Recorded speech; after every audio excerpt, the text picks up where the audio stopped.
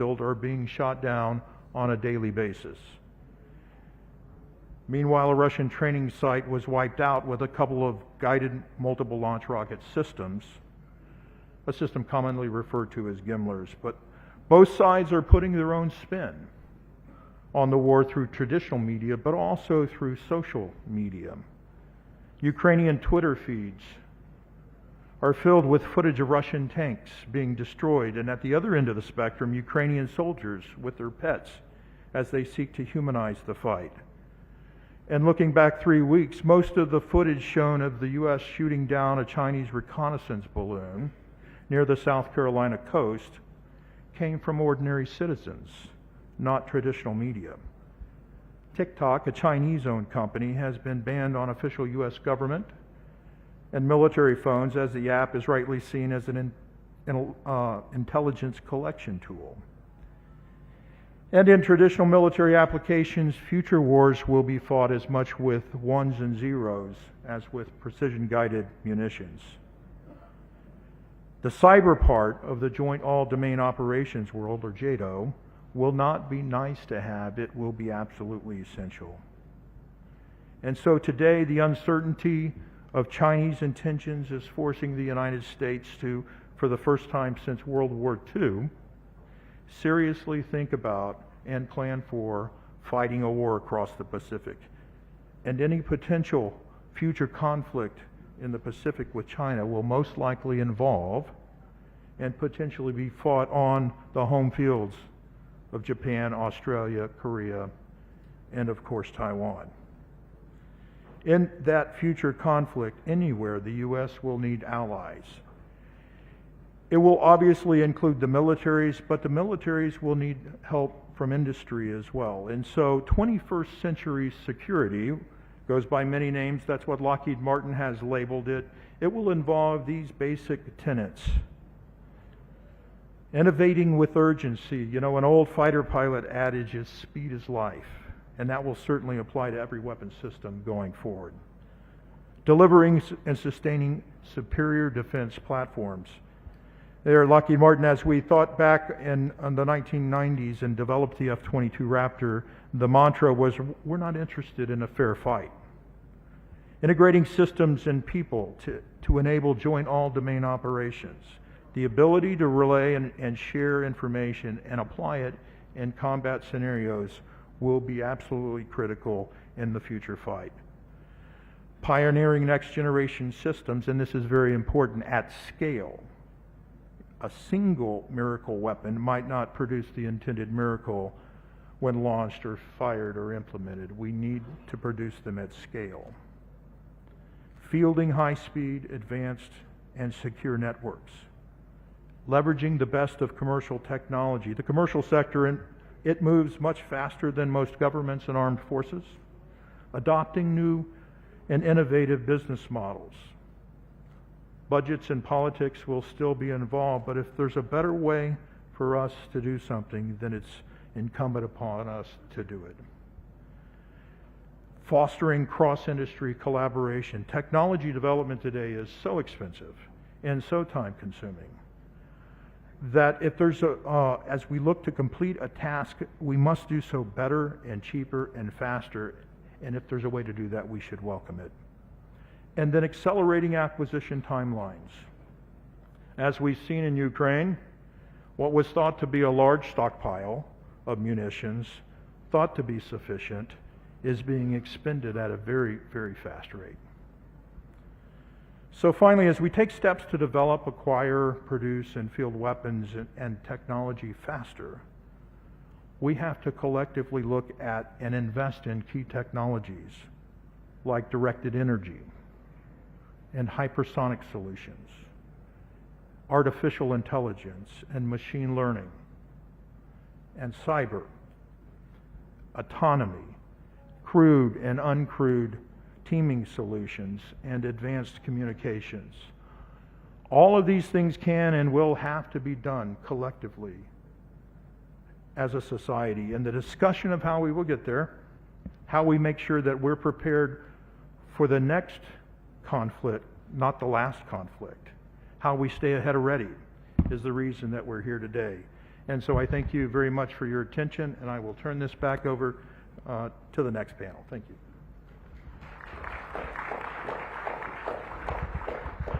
Thank you, Randy. If I could now invite the speakers on stage for the next discussion. The old, the new and the unconventional, assessing contemporary conflicts. If I could invite the moderator Palki Sharma, Managing Editor of Network 18, along with General Anil Chauhan, Chief of Defence Staff in India, General Angus Campbell, Chief of Defence Forces in Australia, and of course General Jim Mattis, former Secretary of Defence in the USA. If I could invite all of you on stage.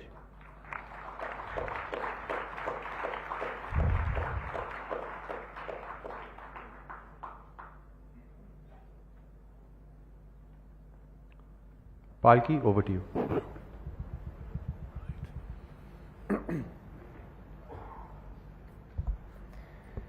Thank you, and good evening, everyone.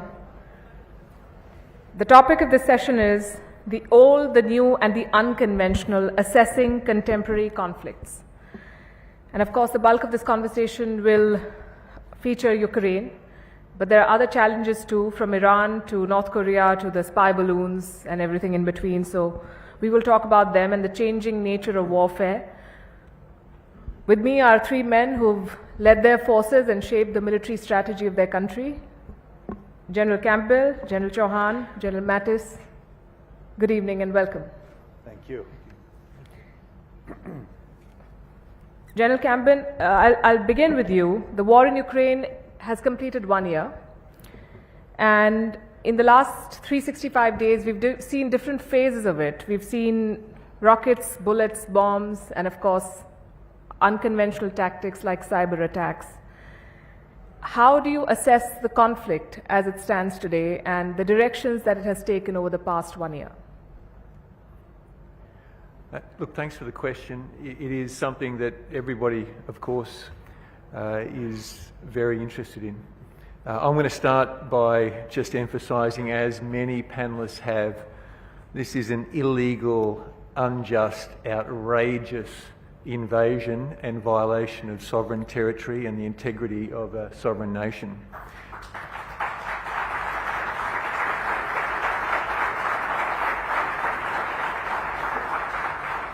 And it is being waged from the perspective of the Russian forces in a deeply unethical and immoral fashion. It is a travesty of everything that a professional military should aspire to do in defence of sovereignty and integrity.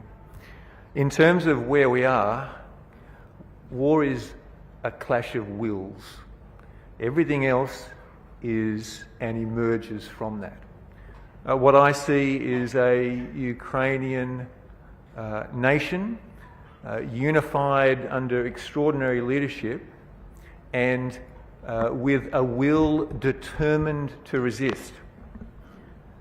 Equally, I don't see any change yet in the intent to prosecute at whatever cost to his own forces, his own country, and the people of Ukraine, being shown by President Putin in his determination to continue to prosecute this conflict. And I'm reminded of Minister Rasmussen's comment yesterday evening that if Russia ceases to fight, the war ends. If Ukraine ceases to fight, Ukraine ends. This clash of wills at present has shown and demonstrated some extraordinary success by the Ukrainian armed forces and the Ukrainian people. Extraordinary. And centred on it is an utter determination to resist and to see their country free of Russian presence and domination. But until we see a fracture in will, and from my perspective a fracture in President Putin's will, unfortunately this war is going to continue, is my assessment. And it is a disaster for the people of Ukraine. It's also a disaster for a lot of mothers of Russia. And I'm incredibly impressed by a wide coalition of nations who've come to support Ukraine, whether it is diplomatically or materially, humanitarian or in lethal arms. But until will changes, I think this war is going to continue. You called war a clash of wills. How do you see NATO's role in this? Is this de facto now a NATO versus Russia war? Not at all. Not at all. This is a Ukrainian defence of Ukraine. And yes, members of NATO and members of the wider international community, such as Australia and other countries from the Indo-Pacific, are seeking to assist Ukraine and their capacity to resist and defend.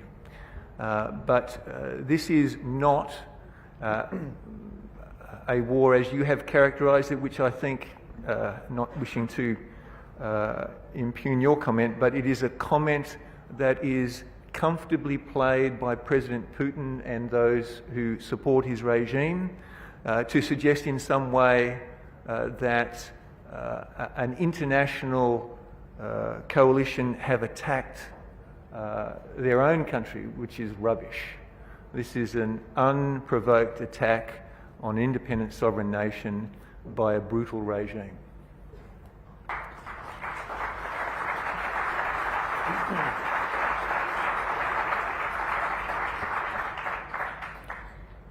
General Chauhan, Randy Howard just said that this war in Ukraine is giving the world a blueprint for future wars. And I'm sure India has been watching the developments closely.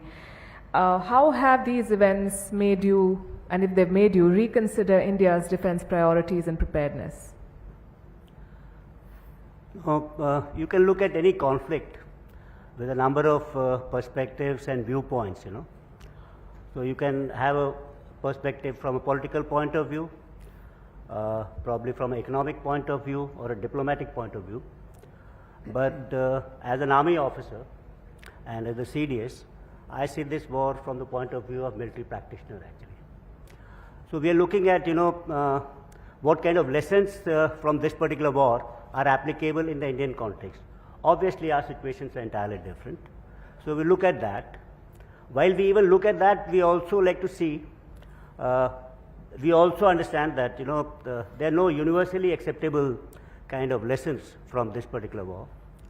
So, and in this particular war, you find a lot of, it's a different kind of a war. Earlier, we all assumed that future wars are going to be short, swift, and fast. But this is a very longish kind of a war, which we are seeing. And it has created many, many kind of contradictions, actually. Say earlier when we thought that, we thought about dispersion and demassification was one. And now, over here, what we are seeing right now with the stage in which the war has entered, we find concentrated kind of attacks. We found, equipment which we thought was means of offensive operations, etc. That whole paradigm is getting changed. So there are a number of lessons actually which we could take from this particular war. But then as far as we are concerned, we got to see that how these lessons actually are applicable for the Indian armed forces and what lessons we should take from this. If you ask me, some of the lessons could be from this particular war would be that we get to be self-reliant actually. That's the biggest lesson actually for us. So we can't be dependent on supplies of our weapon systems, etc. from outside. That's the one big lesson that we take from this particular conflict. You think it's become a war of attrition now? Yes, of course. If you look at what's happening right now, is we have entered into a stage where the front lines are hardly moving. And today and yesterday's Bakhmut, if you see, even a 3-kilometer advance is being claimed by success by the Russians, by the same army which prided itself into a deep battle kind of a concept of what the Americans called as air-land battle some time back, in which synchronization and simultaneity was of essence actually, and you could, non-linearity was there, you could attack targets much in depth, right from the front, middle and rear areas. But now we got stuck into a kind of warfare which is reminiscence of what you could say was First World War, trench kind of warfare. That's what we are actually stagnated into. This all has its own different kind of lessons in this. General Mattis, your assessment of the war, and we know that America has sent more than $50 billion in aid, military and non-military aid, and weapons, and I understand that the West is now racing against time to send more weapons to Ukraine. Would you say that this war has also exposed the limits of the capacity of the West's weapons manufacturing industry? Yeah, you know, I can give you an argument that Russia would win this war in the first 3 weeks if you quantify what Russia had versus what Ukraine had. They should have been inside Kiev, and I can give you every objective measure that would say Russia won. But what you see here is the Western aid coming in to the valiant Ukrainian people, giving them the means to rebuff them. And not just rebuff them, but to throw them out of the country after penetrating dozens of kilometers inside. And as you look at this, we're reminded of one of the lessons of history that were mentioned by the earlier speaker up here. That is, nations with allies thrive, nations without allies wither. And you are watching Russia wither before our very eyes. The Western nations can continue to provide this aid so long as the will of the people, because we are democracies, our governments follow the will of the people. So long as that holds, we can continue to do this. But remember that it was the human factors that threw the Russians back initially. The valiant Ukrainian fighters, with the support of their society, under a tenacious leader who's reminding us that leadership matters, especially when, as Prime Minister Modi pointed out, this is not an era of war, but when war intrudes, you've got to deal with it. And what is the real indicator of what I would call democracies, not just the West, but democracies' response? Sweden last joined a military alliance in Napoleon's time, 200 years ago. 200 years they maintained neutrality. Throughout the Cold War, Finland maintained its neutrality. That was the best way for them, acting on their own best interests, to have their own sovereignty. And today, following this savage attack, what you have is both of those nations, the people have turned overwhelmingly toward only an alliance can now provide deterrence. So watch this. Back when I was a NATO Supreme Allied Commander, I had Russian officers on my staff. Russian officers walked freely through the NATO headquarters in the 1990s, 2000s, up until 2014. They went to the cafeteria, we sat down next to them, they'd wander into our offices. When I was a U.S. Central Command commander, I had a Russian officer on my staff. Why did we do that? Because the democratic nations are willing to be transparent in an effort to deter hostilities, to create understanding. The Russian army knew that NATO was no threat. To this day, they know that, and we can prove it, because they have moved their troops off the NATO lines and they're down attacking in Ukraine. You would not do that if you had an ounce of intelligence, if you thought there was a threat from NATO. They know NATO is no threat. So the Western alliance, what they are doing, and the like-minded nations, they're giving a democracy the opportunity to defend itself. We are not defending, we are not taking the war on ourselves. They are not a treaty ally, but we are pulling out all stops, and we can continue to do this. But don't forget the human factors remain dominant, even as new technology comes in. Do we need good technology in the Indian Army? You're darn right we do. Because the more India is strong and speaks for India, the more calm things are going to get in this world. So we want that sort of strength, but we don't need it in the hand of a creature straight out of Dostoevsky who's going to act on his impulses of hatred.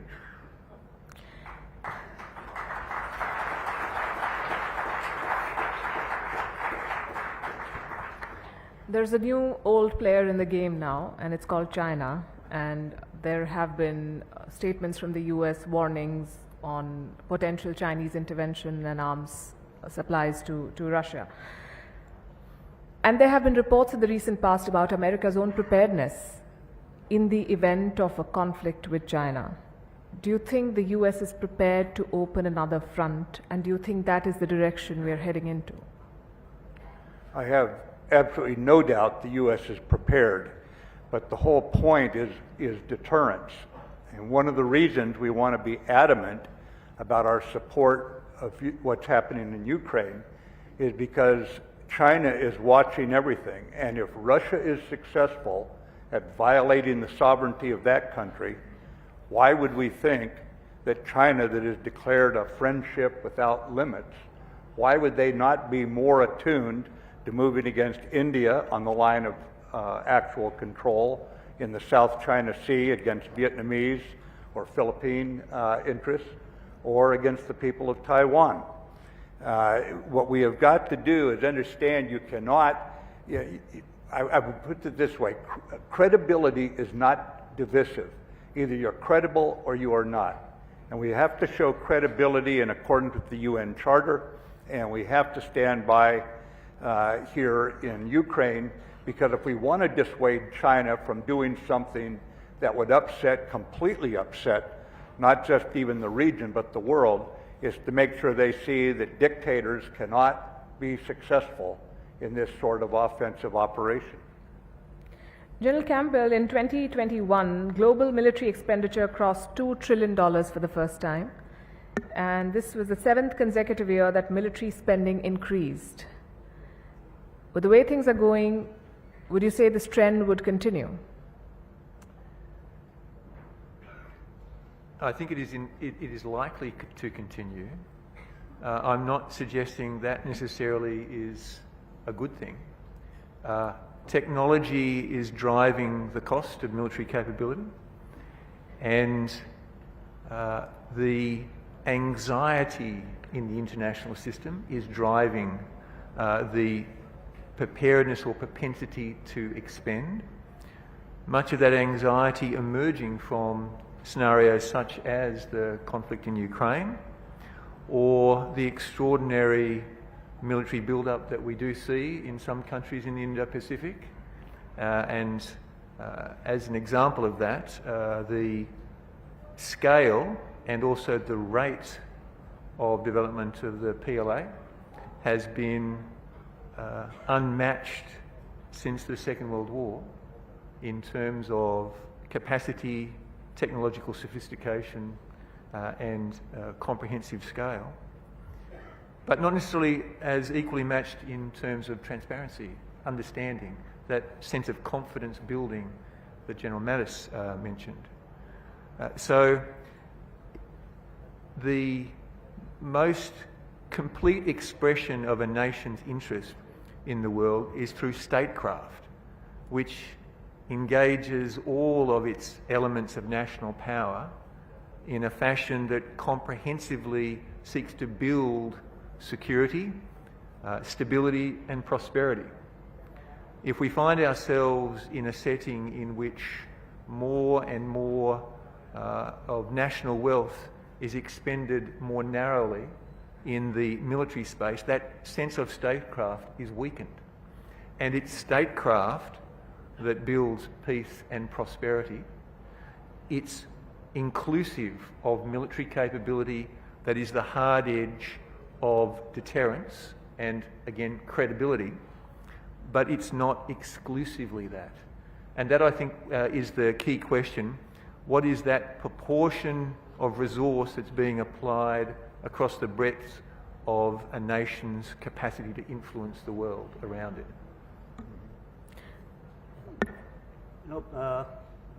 I would just like to add to what the Australian CDS is saying.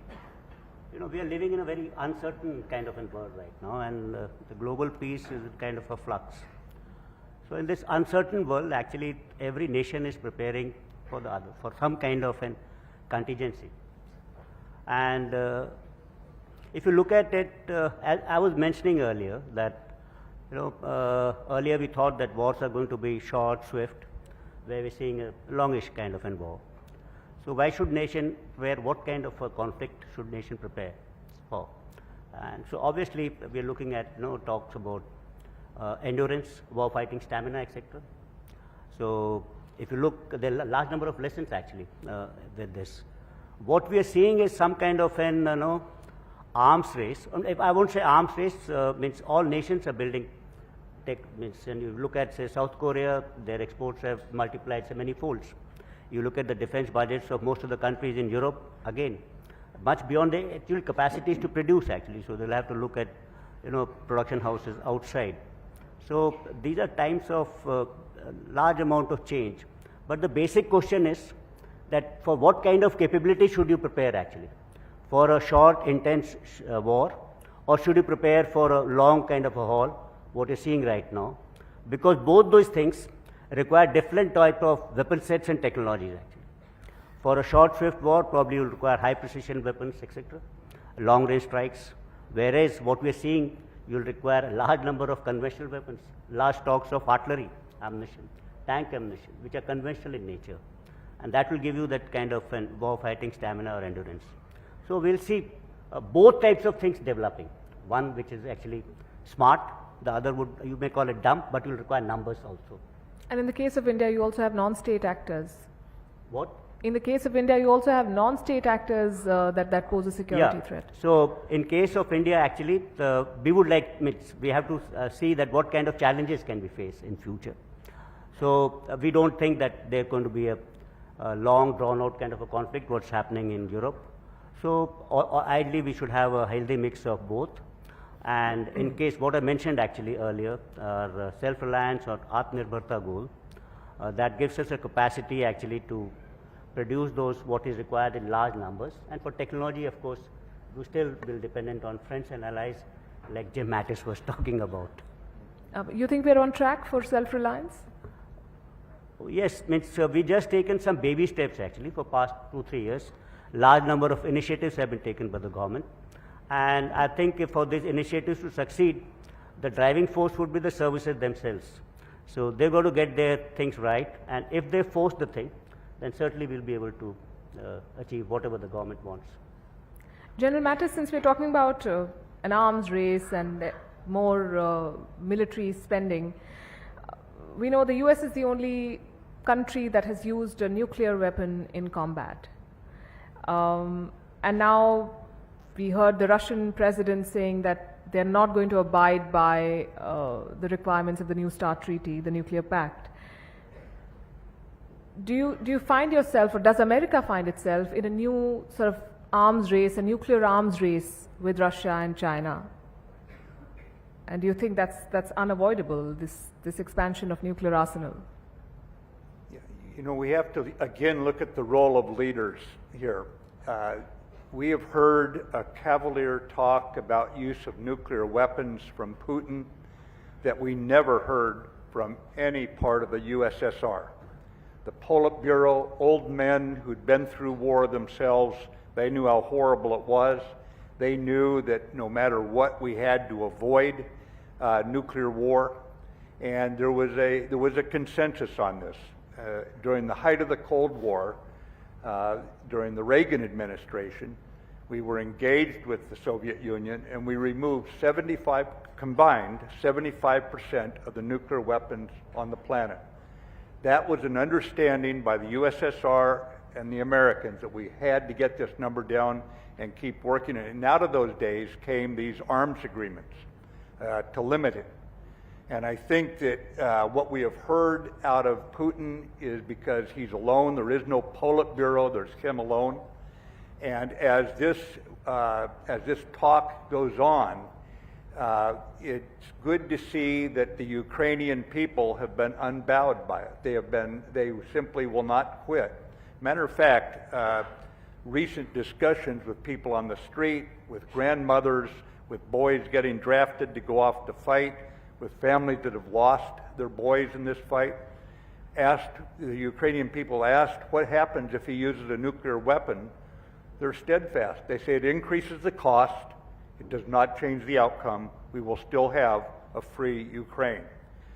So my point is we need to get back to nuclear arms control. We need to get back to talking about these things. Putin has got to quit just discarding the treaties or violating the treaties the way he has and get back to what we had before and get the whole world back on this track to get rid of these horrible weapons or at least keep going down little by little. I don't know that we'll ever get to zero again until we get a degree of trust in the world that we have not seen in our lifetime. But we can work on it and keep working it back down.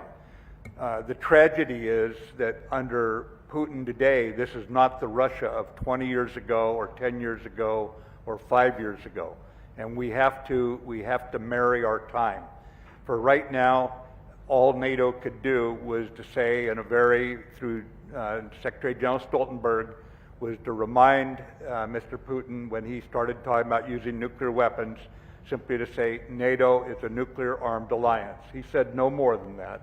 The message was, don't think about it.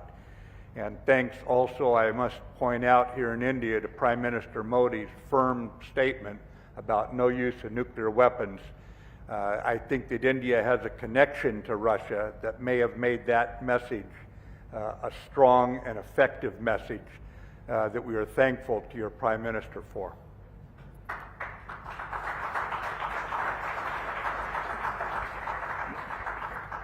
General Campbell, since we're talking about unconventional war, how big a role do you think the narrative war plays in deciding the fate of a conflict? Although it is not necessarily new, military strategists have always spoken about the power of narrative. Would you say that social media has made it more evident? I want to just pull back to that idea of unconventional war. War is something that is fought any way a combatant can fight it, and from my perspective, within the rules of war, within the laws and rules of war. But that's not the perspective of some countries, and Russia, unfortunately, is demonstrating that in an extraordinary sense. Now, below nuclear conflict, my point is that every medium of competitive opportunity is going to be exploited in conflict from an Australian perspective and from the perspective of the nations here in the panel, in an ethical fashion, not necessarily so by others. So we see cyber, the public narrative, the exploitation of information and disinformation. We see all of that happening.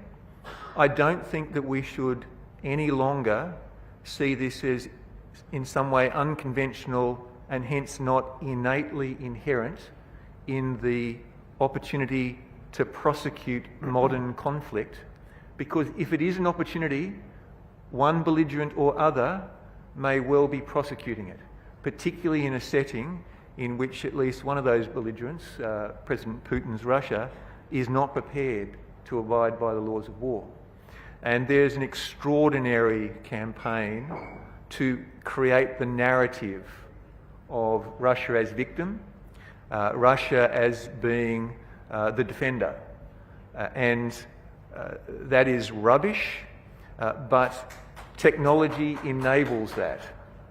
And we are going to see that use of narrative as a normalised form. It always has been, but now the opportunities for narrative to be ubiquitously disseminated instantaneously and at scale and volume is with us, and it will be used. But the biggest tech companies are in the West, and last I checked, they'd cancelled a lot of the Russian media, so I'm not sure how effective, what you say, this campaign to present Russia as a victim has been.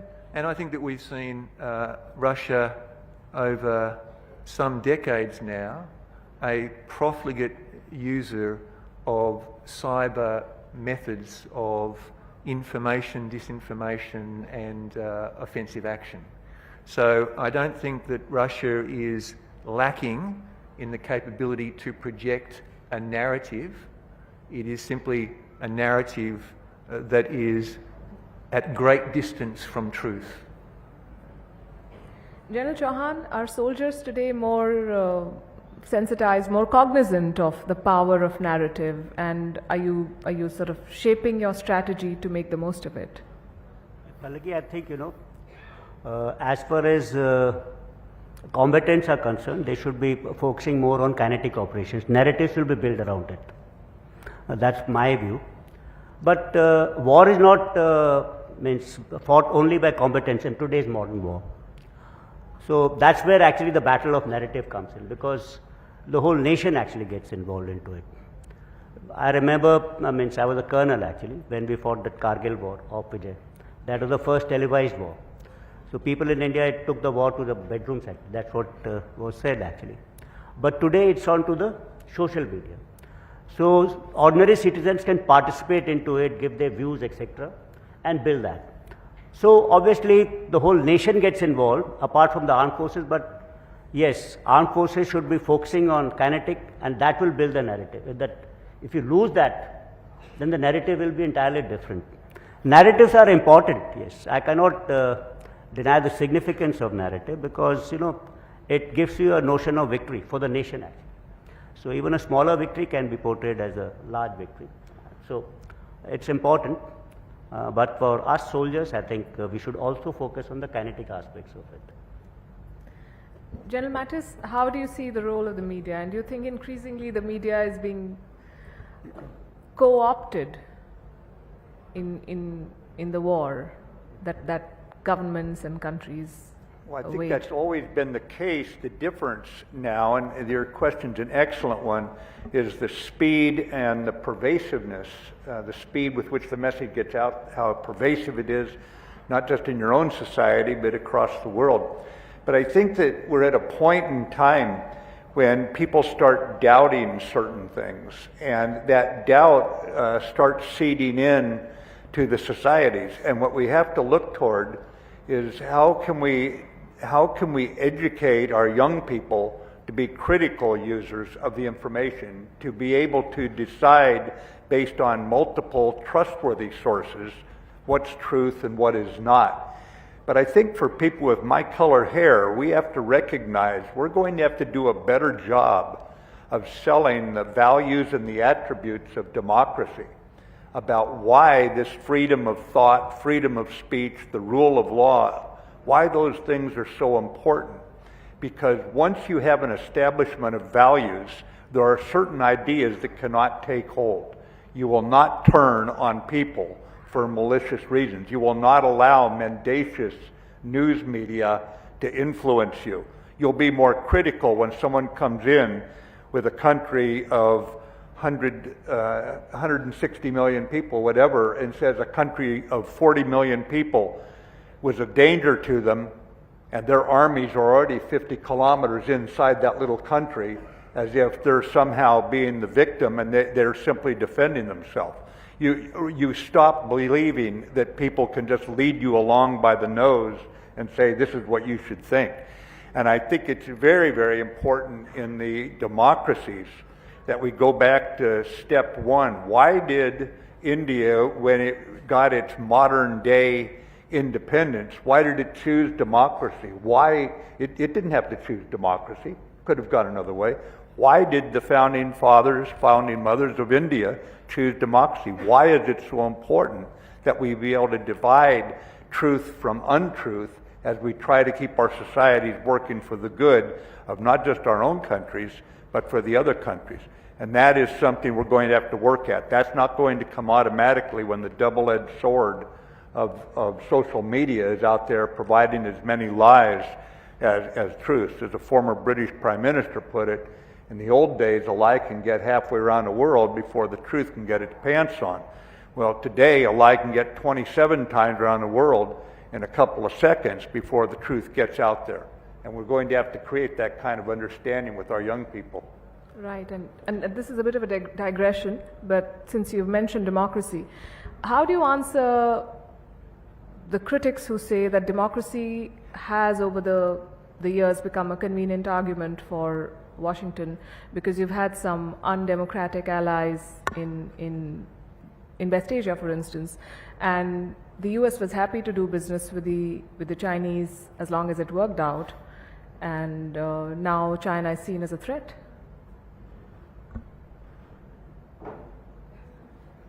Well, I don't think I have a good answer for you on that. It's a challenging question. Let me do an ambush here. It always works in the military, doesn't it, Tommy? How would you answer that one? You answer it in national interest, sir. Data paramount.